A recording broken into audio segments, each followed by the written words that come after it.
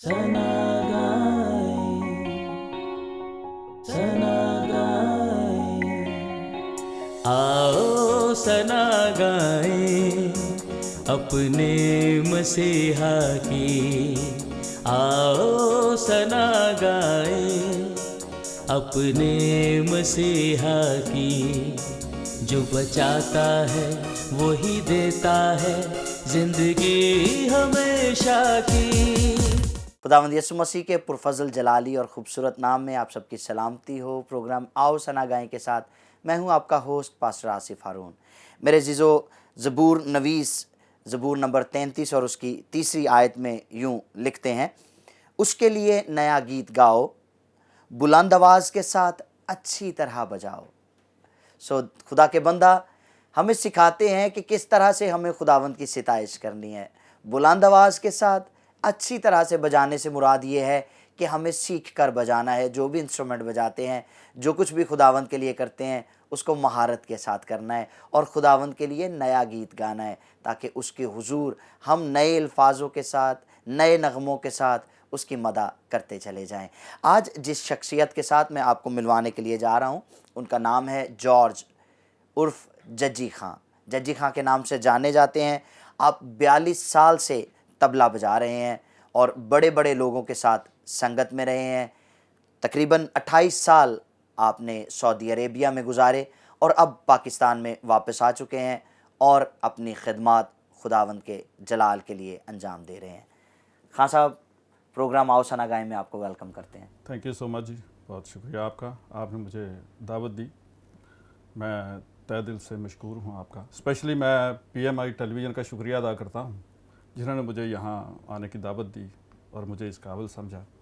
और इसके साथ साथ प्यारे खुदा के खादिम जनाब खालिद नाज साहब, जो कि खुदा के बड़े अजीम खादिम हैं, जिन्होंने अपनी खिदमत खुदा के लिए अपने आप को वक्फ कर रखा है कि वो खुदावंद की खिदमत के लिए अपना वक्त देते हैं। Praise the Lord. और मैं बाकी का जो सिलसिला है उसके लिए मैं खुदावंद का शुक्र अदा करता हूँ कि आपने मुझे यहाँ बुलाया, मुझे इस लायक समझा, इस काबिल समझा है। जहाँ तक मौसीकी की बात है, ये खुदावंद का फजल है कि उसने मुझे इस तोड़े से नवाजा है। वाह। और खुदावंद की दी हुई इस नेमत का मैं शुक्रिया अदा करता हूँ कि जिसने मुझे इस काबिल समझा है, वाह। कि मुझे उसने थोड़ा नहीं बल्कि बहुत ज़्यादा दिया। क्योंकि कलाम में लिखा है कि जो थोड़े में वफादार है उसको और भी ज़्यादा मिलता है ना। सो मैंने जब ये शुरू किया था तो खुदावंद के घर से, चर्च से मैंने शुरू किया, और शायद यही बरकत का वसीला है। यकीनन क्योंकि हमारी बरकत का बेस वसीला है। खुदावंद का घर है। बिल्कुल जब हम वहाँ से शुरू करते हैं तो हमारे काम में बरकत होती है। बिल्कुल। उसकी वजह यह है ना कि ये हमारी इबादत का हिस्सा है, बल्कि हम ये कहेंगे कि मौसीकी के बगैर हम इबादत कर नहीं सकते। जी जी। जब मैंने शुरू किया तबला तो मैं चर्च में जाता था और मैं लोगों को बजाते देखता था, तो मुझे बड़ी खुशी होती थी और मैं ये भी सोचता था कि खुदावंद मुझे भी इस काबिल करेगा। किस एज में थे उस वक्त आप? मैं उस वक्त तकरीबन 12 साल की एज का। अच्छा, 12 साल में। सो मैं खुदावंद ने मुझे बड़ी बरकत से मुझे नवाजा। उसने मुझे ये मौका बख्शा कि मैंने उसी चर्च में खिदमत शुरू कर दी, लोगों को देख के कि लोग किस तरह बजा रहे हैं। उस वक्त मैं किसी का शागिर्द भी नहीं था। अच्छा। सो मैं देख के कॉपी करता रहा कि किस तरह हाथ रखते हैं, किस तरह बजाते हैं। सो चंद एक गीत ऐसे थे जिनके साथ मैं प्रैक्टिस करता रहा, क्योंकि मेरे चचा, बल्कि हमारी सारी फैमिली में खुदावंद का फजल है कि मौसीकी हमारे एक ख़ानदान का हिस्सा है। हम सारे शौक़ करते हैं। सो मेरे चचा मुझे जो लेके जाते थे चर्च शुरू होने से पहले गीत गाते थे और मैं जैसा भी मुझे आता था मैं बजाता था। सो करके करके कुछ लोग ऐसे थे वहाँ, बड़े अच्छे इंसान थे, वो मुझे कहने लगे यार इसको ऐसे नहीं ऐसे बजाओ। सो मेरा मतलब कहने का ये है कि ये शुरू हो गया काम। मुझे शौक भी बहुत था। बिल्कुल सही है। तो मैं चर्च शुरू होने से आधा घंटा पहले ही चला जाता था। एक और चीज़ है कि इनकरेजमेंट जो है वो जज्बे को, शौक को बढ़ाती है। यकीनन। जब आपको कोई इनकरेज करने वाला होता है तो आपका दिल करता है कि मैं कुछ और भी करके दिखाऊं। बिल्कुल बिल्कुल, है ना जी। सो मैंने खुदावंद के फजल से इसको वहाँ से शुरू किया और फिर मैंने सोचा कि मेरे चचा ही मुझे कहने लगे कि किसी अच्छे उस्ताद का शागिर्द भी होना चाहिए। वाह। सो बहुत कम लोग थे जो उस वक्त सिखाने वाले थे और मैंने उस्ताद शहबाज को सुना तो मुझे बहुत अच्छे लगे, वाह, जो कि वो इस दुनिया में नहीं है, लेकिन उनका नाम हमेशा जिंदा रहेगा, क्या बात। क्योंकि मेरे उस्ताद थे, मेरे क्या बुजुर्ग बात, थे। क्या बात, मैं हमेशा उनको याद रखता हूँ, वाह। मेरे लिए वो बाप की जगह थे। वाह, और मुझे उन्होंने बग़ैर शागिर्दी के उन्होंने मुझे चंद एक बोल बताए कि भाई आप ये बजाएंगे, आपका हाथ बहुत अच्छा है, बहुत खूबसूरत हाथ है आपका, ये यकीनन आप जल्दी सीख जाएंगे ये वाले बोल। सो जो कुछ उन्होंने बताया वो आपके मैंने, चर्च में ही बैठे हुए उन्होंने आपको इस तरह हाँ से? जी, चर्च में ही वाह, फर्स्ट टाइम उन्होंने मुझे बताया। वाह, सो उसके बाद मैंने उनकी खिदमत भी शुरू कर दी, मैंने उनके पास जाना भी शुरू कर दिया। तो मैंने उनको एक दिन सुनाया, एक हफ्ते के बाद, तो बड़े खुश हुए। तो उन्होंने मुझे गले से लगा लिया, कहने लगे कि आज से आप मेरे ही शागिर्द भी हो। वाह, वाह, जबकि मैं उनका शागिर्द नहीं था, लेकिन बड़ी अच्छी बात है कि मैंने शागिर्दी भी नहीं उनकी की। उन्होंने कहा कि मुझे शागिर्दी की कोई ज़रूरत नहीं है, लेकिन मैं सिर्फ ये चाहता हूँ कि शागिर्दों की तरह आप ज़िंदगी गुजारो। सो मैंने उनकी ताबेदारी की, जो भी जिस तरह के अच्छे शागिर्द करते हैं। सो खुदावंद का शुक्र है कि मैंने उनकी जितनी देर वो इस दुनिया में थे, मैंने उनकी बहुत खिदमत की, और वो किसी भी हाल में थे मैंने उनका ख्याल किया, उनके साथ चला। सो जब मुझे उन्होंने वो बोल बताए, मैंने बजाए, और मैं बहुत उसमें कामयाब हुआ। उन बोलों की वजह से फिर मैंने खुद कैसेट सुन के खुद सीखना शुरू किया। उन दिनों नया नया टेप रिकॉर्ड निकला था, और कुछ कैसेट ऐसे थे, हमारे भाई थे वो बाहर गए, उन्होंने मुझे ला के दी टेप रिकॉर्ड, और वो मैंने सुन के उसको कॉपी करता रहा। और वो करते करते मेरा हाथ, तो मुझे खुदा ने सोच भी दी हुई थी अच्छी कि मैं समझ सकता था, और मैं अगर मुझे समझ नहीं आती थी तो मैं उस्ताद शहबाज से पूछता था कि ये किस तरह बजा रहे हैं। सो मैं समझता हूँ कि आज अगर मैं कुछ हूँ तो ये उनकी बदौलत हूँ। और मैं ऐसे ही करते करते फिर मुझे बड़ा शौक़ आया कि किसी अच्छे उस्ताद का शागिर्द होना चाहिए। तो मेरे दिल में एक बड़ी ख्वाहिश थी, बहुत बड़ी, जो कि उस वक्त नहीं हो सकी, और मैं सोच भी नहीं सकता था कि ये कभी मेरी ज़िंदगी में ये एक बड़ा मौजज़ा होगा। कि मेरा शौक़ यही था। मुझे उस्ताद शहबाज कहने लगे कि खान साहब अल्लाह की शागिर्दी कर लो और आप इनसे सीखा करो। मैंने कहा उस्ताद जी वो तो नहीं सिखाएंगे, मुझे पता है, क्योंकि शायद वो मुझे मानते हैं, लेकिन क्योंकि आपके उस्ताद हैं तो मेरे लिए तो वो दादा उस्ताद हैं, फिर हम दोनों पीटी भाई हो जाएंगे, तो ये मेरे लिए नामुनासिब है, क्योंकि आप मेरे उस्ताद हैं, मेरे लिए आप ही सब कुछ हैं। तो बड़े खुश हुए इस बात से कि ठीक है। मैंने कहा उस्ताद जी मैंने शागिर्दी जब भी करनी है उस्ताद तारीख ही करनी है। वाह वाह। मैंने कहा ये मेरे दिल की इच्छा है, मेरे दिल का शौक़ है, तो मैंने ये तारी साहब की शागिर्दी करनी, लेकिन मैं कर नहीं सका। उस वक्त हम लोग दूर से देखते थे, कभी उनको बजाते, कभी हाथ बड़ा रूस था। हाँ जी, लेकिन मैं उनका फॉलोअर था। वाह। वो मेरे आइडियल थे। मैं उनको हमेशा बचपन से ही, जब मैंने आँख खोली, मैंने तबला सुनना शुरू किया, तो मुझे सबसे पहले मेरे नज़र में उनका तबला आया और मेरे कानों में उनका तबला पड़ा, उस्ताद तारिक खान। और मुझे ज़्यादा सिंगर जो थे वो मुझे पसंद इसी वजह से करते थे क्योंकि मैं तारिक साहब का अंग बजाता था, उन्हीं को मैं फॉलो करता था। वहाँ जब मैं सऊदीया में गया 91 में, तो वहाँ बहुत बहुत बड़े फ़नकार आते थे और मैं खुदा का शुक्र अदा करता था जब मैं उनके साथ संगत करता था कि मैं आज इस काबिल हूँ। और मैं हमेशा उस्ताद शहबाज खान का भी नाम लेके, उस्ताद अल्लाह का भी नाम लेके, और जिनका मैं तबला बजाता हूँ उनका नाम लेके और खुदावंद का नाम लेके कि ये तेरे नाम को जलाल है। मैं तो कुछ भी नहीं हूँ, लेकिन मैं जिसका शागिर्द होना चाहता हूँ अभी तक मैं उसका शागिर्द भी नहीं हुआ, लेकिन मेरे हाथ में काम इतना है खुदा ने बख्शा कि मैं आज मुझे कोई भी सुनता है तो वो कहते हैं हाँ नहीं ये तो तारिक खान साहब के जैसा बजा रहा है। यहाँ तक कि मुझे सऊदीया में सऊदी अरब का तारिक कहते थे। अच्छा, वाह वाह। सो ये भी मेरे लिए एक बड़ा लक़ब मिला मुझे। क्या बात। हाँ जी। सो मैं मतलब मेरा एक टारगेट ही वही था कि मैंने शागिर्दी करनी उस्ताद तारिक खान साहब। सो एक वक्त ऐसा आ गया कि हम लोग रहते रहते अदील मेरा भतीजा जो है वो भी तबला बजाता है, जी जी, वो वहाँ चला गया। उसने मुझे कहा कि भाई मैंने उस्ताद तारिक खान की शागिर्दी करनी है। बड़ी इंटरेस्टेड बात है। तो मैंने कहा कि नहीं यार छोड़ो, आपकी जिम्मेदारियां बहुत हैं, आप तो यहाँ रहेंगे, तारिक साहब अमेरिका रहते हैं, हम लोग कैसे सीखेंगे। तो कहने लगा नहीं मेरा एक शौक़ है। मैंने कहा यार मेरा भी शौक़ था लेकिन मैं तो हो नहीं सका, चलो तेरा शौक़ पूरा कर देते हैं। खैर तारिक साहब से बात हुई किसी के ज़रिए बात की हमने। सो उनसे जब बात हुई तो वो कहने लगे कि भाई मैं पाकिस्तानी हूँ, आप आएंगे तो आपको मैं मिलूँगा और आप शागिर्दी कर सकते हैं। अदील से बात की। सो वो वक्त आ गया कि हमने खान साहब को बुलाया फैसलाबाद में, बल्कि नुसरत साहब की बाप की बरसी होती थी, वो वहाँ आते थे। उसके बाद वो हमारे पास आए, उसके बाद वो फैसलाबाद नहीं आते थे क्योंकि वो कोई प्रोग्राम हो तब, वरना वो अमेरिका में रहते थे। तो जब आए यहाँ हमारे पास तो इतने लोग थे यहाँ उनको मिलने आ रहे थे कि हम लोग खुद बड़े परेशान हुए कि इतने बड़ी शख्सियत हमारे घर में। हमारे लिए तो एक सपना ही था जिनको हम लोग दूर से देखते थे और हम लोग ख्वाहिश करते थे कि यार इस इंसान की शागिर्दी करना बहुत बड़ी बात है। सो जब हमने उनके कदम अपने घर में देखे तो हमने खुदावंद का शुक्र अदा किया कि ये भी तेरा मौजज़ा है कि तूने हमारी ज़िंदगी की ये भी ख्वाहिश पूरी कर दी कि आज तारी साहब हमारे घर में है। और जब हमने उनकी गुफ्तगू सुनी तो हमें इतना अच्छा लगा कि एक अच्छे उस्तादों में से एक उस्ताद हैं। अच्छे उस्ताद के साथ साथ होना, अच्छी गुफ्तगू होना, ये भी एक पूरा एक पैकेज होता है। अच्छा काम भी होना, ये एक पैकेज होता है जो इंसान को मिलता है। सिर्फ खान साहब होना या सिर्फ फ़नकार होना बड़ी बात नहीं है, उसके साथ साथ अच्छा इंसान होना ये भी बड़ा ज़रूरी है। सो ये सारी चीज़ें उनमें हमने पाई। जब हम लोग बैठे, बात हुई तो अदील को सुना, उन्होंने मुझे भी सुना। जब हम लोग स्टेज पे पहुंचे शागिर्द होने के लिए, हमने गली में अरेंज किया, एक अच्छा स्टेज लगाया, 100-200 लोग भी बैठे थे सामने।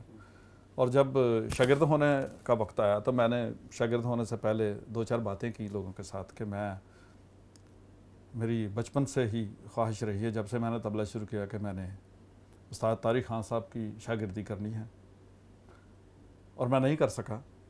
तो आज मैं अपना शौक़ जो है वो अपने भतीजे की अंदर देख रहा हूँ, इनके ज़रिए मैं अपना शौक़ पूरा कर रहा हूँ। सो तारिक साहब के दिल में ये बात आ गई कि ये तो मेरा चाहने वाला है। तो मैंने कहा कि मैं हमेशा इनको अपना रूहानी उस्ताद समझता रहा हूँ कि ये मेरे जो रूह को टच करते हैं, ये मेरे वो उस्ताद हैं जिनको मैंने फॉलो करके आज मैं सऊदी अरब गया, इनके तबले की वजह से गया, क्योंकि मैं इनको फॉलो करता था। मैं अच्छी संगत करता था, इसलिए हर गाने वाला मुझे पसंद करता था। और सऊदी अरब में गया तो तबले की वजह से गया कि मेरा तबला पसंद करते थे। जब वहाँ गया तो लोगों ने मुझे आने ही नहीं दिया वापस, कि नहीं भाई आप यहाँ रहें, बड़ी जगह है यहाँ। सो ये भी बड़ा एक हमारे लिए, एक हमारी फैमिली के लिए। बल्कि इसके साथ साथ मैं आपको ये भी बताऊँ कि मेरे जाने के बाद मैं तकरीबन 8 आदमियों को लेके गया जो आज बड़े सेटल हैं वहाँ, अच्छे कमा रहे हैं, अच्छे खा रहे हैं, फैमिलियों को बहुत डेवलप किया उन्होंने, और अपने रिश्तेदारों को भी लेके गए हैं। मतलब एक पौधा होता है, वो फल देता है, उससे और बढ़ते हैं, इसी तरह होता है। सो मैं, ये भी मेरे लिए एक फ़ख्र की बात है कि खुदावंद ने मुझे इस काम के लिए भी इस्तेमाल किया और किसी बिजनेस व्यू के लिए नहीं, ऐसे ही मैंने मेरा शौक़ था कि मैं किसी के लिए कुछ करूं। बहुत अच्छी। तो खुदावंद ने मुझे भी ऐसा ही मेरे लिए कोई वसीला बनाया किसी इंसान को, तो मैंने भी फिर इसी तरह किया। और जब हमारा प्रोग्राम शुरू हुआ, जब हम लोग स्टेज पे गए, सारे उस्ताद तारिक साहब की शागिर्दी के लिए अदील को लेके गए, स्टेज पे बैठे थे और तारिक साहब कहने लगे कि अदील मेरा शागिर्द हो रहा है आज से, और इसके साथ साथ मैं जजी खान साहब को भी अपना शागिर्द करता हूँ। और उन्होंने मुझे खान साहब कह के बुलाया और मेरे लिए बहुत बड़ी बात थी कि ये मैंने जब इनका हाथ सुना है तो मुझे पता चला है कि तो ये तो सारा मेरा तबला बजा रहे हैं, तो मुझे फॉलो कर रहे हैं, तो आज से ये भी मेरे शागिर्द, और मुझे अपना शागिर्द कर लिया। सो मेरे लिए बड़ी खुशबख्ती की बात है कि इतनी बड़ी शख्सियत ने मुझे कबूल फरमाया, कि मुझे इस काबिल समझा कि मैं उनका शागिर्द बनूं। वरना ये इतने बड़े लोग हैं कि ये किसी को, आम आदमी को शागिर्द करते भी नहीं। सिर्फ उन्होंने मेरा काम सुना, उन्होंने मुझे सुना कि ये कैसा बजा रहा है, अच्छा बजा रहा है। सो खुदावंद के फजल से ये मेरे लिए एक नया दरवाज़ा खुला कि मैं आज उनसे बात भी करता हूँ, उनसे सीखता भी हूँ। जॉर्ज साहब, आपके साथ बातों का सिलसिला जारी रहेगा। यहाँ पर हम लेते एक छोटा सा ब्रेक, कहीं मत जाइएगा। आज हमारे साथ मौजूद हैं जॉर्ज साहब, जजी खान साहब, जो तबला बजाते हैं और अपनी ज़िंदगी के तजर्बात हमारे साथ शेयर कर रहे हैं।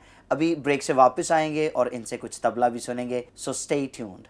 आओ सना गाएं अपने मसीहा की, आओ सना गाएं अपने मसीहा की।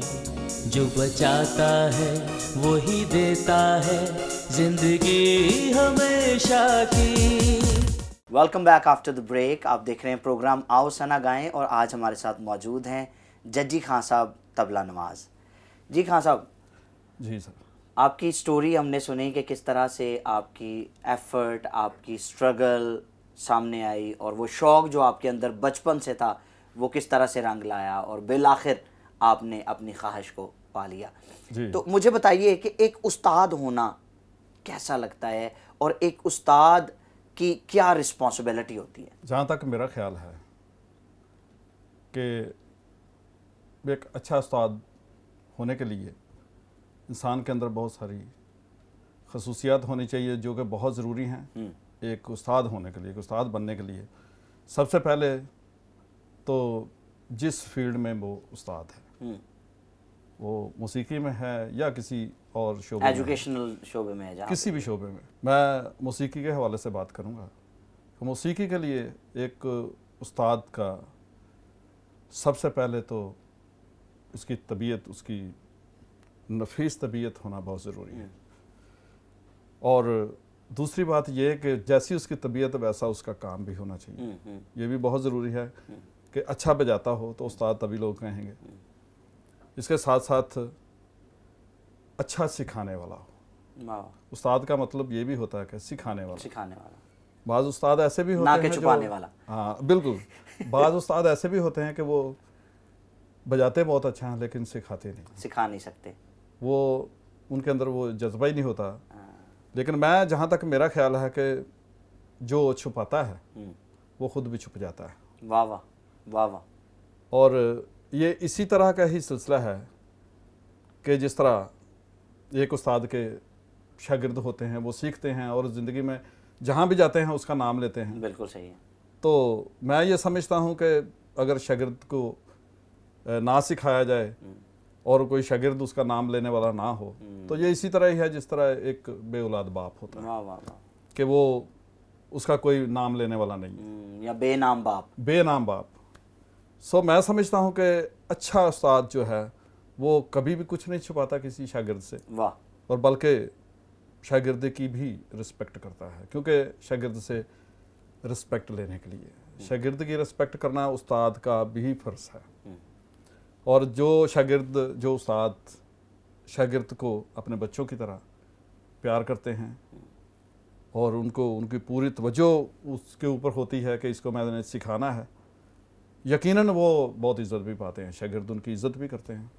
जिस तरह के मैं हूँ, मैंने सीखा है, मैं अपने उस्तादों की, उस्ताद शहबाज की, उस्ताद लालौक खान साहब की और उस्ताद तारिक खान साहब की मैं बहुत इज़्ज़त करता हूँ, और भी जितने उस्ताद हैं। क्योंकि हमारे शोबे में हमारे उस्ताद जी जो तारिक खान साहब हैं, उन्होंने सबसे पहली बात यही की थी कि हर अच्छे बजाने वाला आपका उस्ताद है। वाह। और हर अच्छे बजाने वाले की आपने कदर करनी है, क्योंकि जो आपसे बेहतर है वो उस्ताद है आपका, और जो कम बजाने वाला है उसकी भी आपने कदर करनी है। हो सकता है वो भी आपसे बेहतर हो, उसके को पास भी कोई ऐसी चीज़ हो जो आपके पास नहीं है। अरे क्या बात है। क्योंकि खुदा ने हर इंसान को अलग नेमतों से नवाजा है। yes. जो बोल मेरे पास है शायद वो दूसरे के पास ना हो, बिल्कुल सही है। जो किसी दूसरे के पास है वो मेरे पास ना हो। बिल्कुल सही। इसलिए हर इंसान को एक दूसरे की कदर करनी चाहिए और एक दूसरे से इस कुछ लेने के लिए डिस्कस करनी पड़ती है, बिल्कुल ठीक। बात करनी पड़ती है बिल्कुल ठीक। कि भाई आपके पास ये है तो मुझे सिखाएं, तो इसका मतलब है वो भी हमारा उस्ताद हो गया। सो ये है बात कि अच्छे उस्ताद का होना, ये उसमें ये चीज़ें, ये सारी चीज़ें होना बहुत ज़रूरी है। ये जिस तरह मैंने आपको बताया कि ये एक पैकेज है, ये जो खुदा की तरफ से मिलता है। कभी कभी ऐसे भी हैं, मेरे उस्ताद तारी साहब की बात आती है, उनकी तो बातें ही बड़ी खूबसूरत होती हैं, सुन सुन के थकता नहीं इंसान। कहते हैं कि जैसा इंसान का मिजाज है वैसा ही उसका बाज है। हा। जैसा मिजाज वैसा बाज। क्या बात। कि उसकी तबीयत जैसी होगी उसका हाथ भी ऐसा ही होगा। अच्छी बात। वो करख्त होगा, तबीयत का करख्त होगा, हाथ भी करख्त होगा। वाह। सुर बोलेगा लेकिन लोग उतनी तवज्जो नहीं देंगे, इम्प्रेस नहीं होते, उसमें वो मज़ा नहीं आएगा क्योंकि उसमें गुस्सा है, उसमें सख्ती है।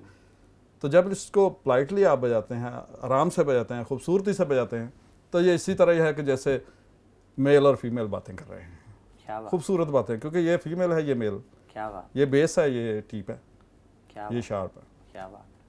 सो इसमें ये चीज़ें हैं, बड़े बड़े उस्तादों से बहुत कुछ ऐसी बातें जो सुन के हमने सीखी हैं, और मैं समझता हूँ कि बजाने से ज़्यादा सुन के सीख सकता है इंसान। वाह। कि जो कुछ बातों से सीखा जाता है वो उस्ताद अगर बताते भी हैं तो नहीं आता।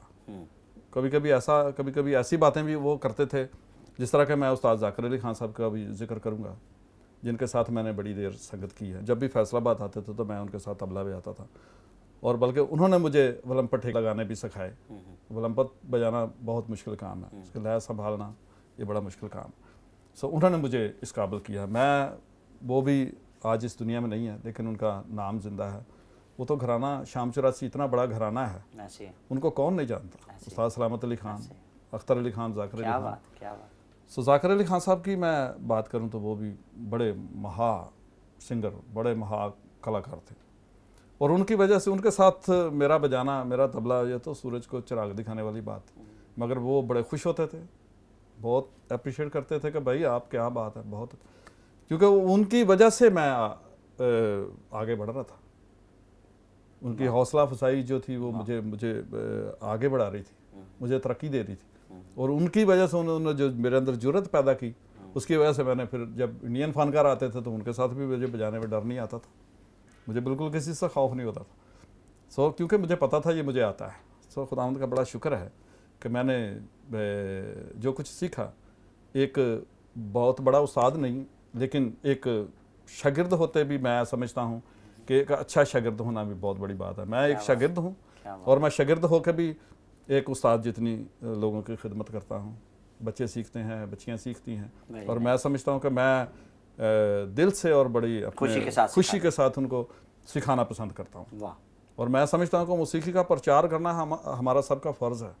हमें चाहिए कि इसको लोगों तक पहुँचाया जाए, क्योंकि सुनने वाले हमने खुद पैदा करने होते हैं, कुछ सुनाने के लिए। उसकी वजह ये है ना कि हमारा खुदा पसंद करता है, और फिर हमें तो वैसे और वो चाहता है कि उस सारे साज उसके लिए बजाए जाएं। जी, मैं मतलब जो कुछ गाया जाए उसके लिए गाया जाए। बिल्कुल बिल्कुल। और मैं एक छोटी सी और बात करूंगा कि हर उस्ताद, जितने भी पहले उस्ताद थे, वो सारे उन्होंने बड़ी मेहनत से, बड़ी खिदमतों से सीखा, उस्तादों की बड़ी खिदमत की, लेकिन मुझे उतनी खिदमत नहीं करनी पड़ी।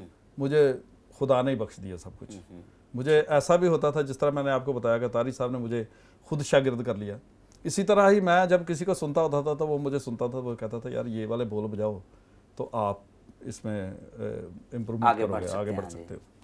सो मैं, खुदा का शुक्र है, तो जो मुझे बताता था मैं उसको वो ही सुनाता था, तो वो खुश हो जाता था। अरे क्या बात है। सो यही है बात। मैं, जिस तरह आपने जिक्र किया कि अच्छे उस्ताद का होना, मेरे लिए सबसे बड़ी बात यही है कि अच्छा उस्ताद होना, उसका मिजाज अच्छा होना, उसकी तबीयत अच्छा होना, उसके हाथ अच्छा होना, ये सारी चीज़ें उसके अंदर होना बहुत ज़रूरी है। सो ये मेरा, आपका जो सवाल आपने किया उसका मैं जवाब दे रहा हूँ। और मेरा ख्याल है कि एक अच्छा उस्ताद एक अच्छे शागिर्द को भी जन्म देता है। बिल्कुल बिल्कुल, इसमें कोई शक नहीं। और जितना अच्छा शागिर्द होगा उतना वो अपने उस्ताद का नाम भी रोशन करेगा। ये इसी तरह ही है कि जैसे एक बाप की सोबत में बच्चा होता है तो अच्छी सोबत पाता है, अगर बाप खुद अच्छा है तो ये अच्छे उस्ताद अच्छी बातें ही शागिर्द को बताते हैं। सबसे पहले वो यही बताएंगे कि भाई आपका मिजाज कैसा होना चाहिए, आप एक तबला नवाज हैं, आप एक आर्टिस्ट हैं, आपने लोगों को इम्प्रेस करना है, आपने लोगों को अपना फ़न जो है उसको लोगों तक पहुंचाना है। ये कोई खेल नहीं है, ये कोई बुरी बात नहीं है, ऐसी चीज़ नहीं है कि आम सी चीज़ है कि हर आदमी समझ आए। मुझे एक बात याद आती है कि उस्ताद ज़ाकिर अली खान से मैंने एक बार पूछा, उस्ताद जी ये क्लासिकल बहुत कम लोग सुनते हैं। वो कहने लगे कि क्लासिकल कोई छोटी सी चीज़ नहीं है कि हर आदमी समझ जाए इसको। ये सीखे हुए लोगों के लिए है। बिल्कुल ठीक है, ये वो ही इसको समझ सकते हैं। बिल्कुल ठीक है। क्लासिकल को ऐसी छोटी मोटी चीज़ नहीं है कि हर आदमी समझ जाए। समझ बूझ वाला शख्स इसको समझ सकता है। जिसको इसकी मस होगी, सुर की मस होगी, लय की मस होगी, वो ही इसको समझ सकता है। क्या बात। खान साहब, हमारे नाजरीन के लिए आज आप क्या पेश करेंगे? मैं हमारे जो नाज़रीन हैं जो हमें देख रहे हैं, मैं सबका शुक्रिया अदा करता हूं सबसे पहले कि आप लोग बड़ी आपकी तवज्जो के लिए। और मैं आप लोगों के सामने थोड़ा सा मेरे उस्ताद जी का जो दिया हुआ है उसमें से मैं रूपक ताल पेश करना चाहूँगा। क्या बात है। जो कि बड़ा मुश्किल ताल है, क्योंकि इसमें 3 तालियां हैं, एक खाली है सम पे, जी। और इसकी दूसरी ताली 4 मात्रे पे है और तीसरी ताली इसकी 6 मात्रे पे है। सो इसके 7 मात्रें हैं टोटल। और ये भी मैं समझता हूँ कि बहुत ज़रूरी है कि जो सीखने वाला है उस सबसे पहले ये चीज़ें सीखे कि इसके किसी ताल के मात्रे कितने हैं, उसकी तालियाँ कितनी हैं, ये सीखना भी बहुत ज़रूरी होता है। सो मैं समझता हूँ कि ये हमारे उस्तादों की बड़ी रहनुमाई है हमारे लिए, जिन्होंने हमें इसको बड़े तरीके और सलीके से हमें सिखाया। क्या बात है। सो मैं पेश करता हूँ अपने नाजरीन के लिए जी। ताल रूपक।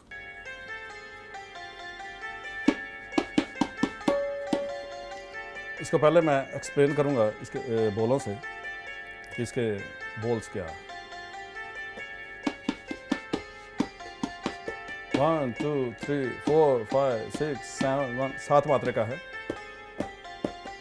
तिन ता ता धिन धिन नाना धिन धिन नाना तिन ता ता धिन धिन नाना धिन धिन नाना तिन तरा तिरकट धिन धिन ना धिन धिन ना धिन ना तिन ता ता धिन धिन नाना।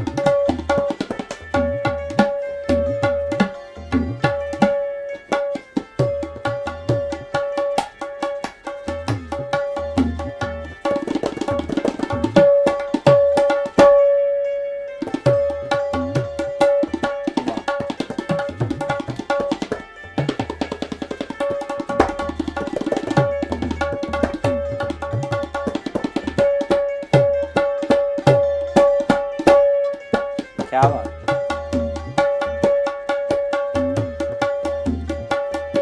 एक रेला पेश कर रहा हूँ उस्ताद तारिक खान साहब का जी। रूपक के अंदर।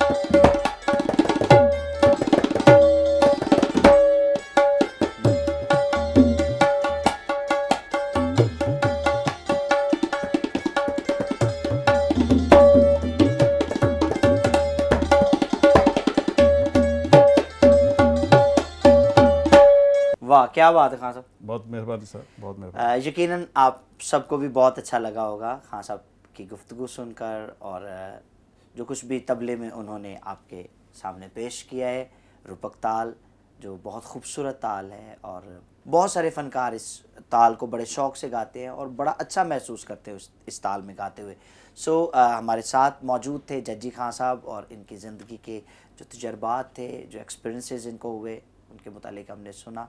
खान साहब, थैंक यू सो मच। दिल चाहता है बहुत कि बातों शुक्रिया का सर, सिलसिला जारी रहे, आपने- जो कि हमारे प्रोग्राम का इख्तिताम हो रहा है।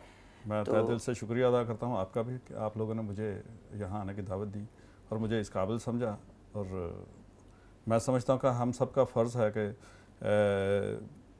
ये सिर्फ आपकी वजह से और इस चैनल की वजह से हमारा फ़न लोगों तक पहुँचा है। प्रेज द लॉर्ड, खुदा हमारी बातें लोगों तक पहुँची हैं और खुदावंद का फजल हम पर हुआ है कि आज हम एक जगह इकट्ठे हैं। आमीन आमीन। सो खुदा आपको बरकत दे और बहुत इसी तरह शुक्रिया। से आप खुदा बड़ी के काम नवाज़िश, को करते बड़ी चले नवाज़िश। जाएं और बच्चों को सिखाते चले जाएं। इसी के साथ हमें इजाज़त दें, अगले प्रोग्राम में मिलते हैं नई शख्सियत के साथ। तब तक के लिए खुदावंद आपका निगहबान। आओ सना गाएं अपने मसीहा की, आओ सना गाएं अपने मसीहा की। जो बचाता है वही देता है जिंदगी हमेशा की।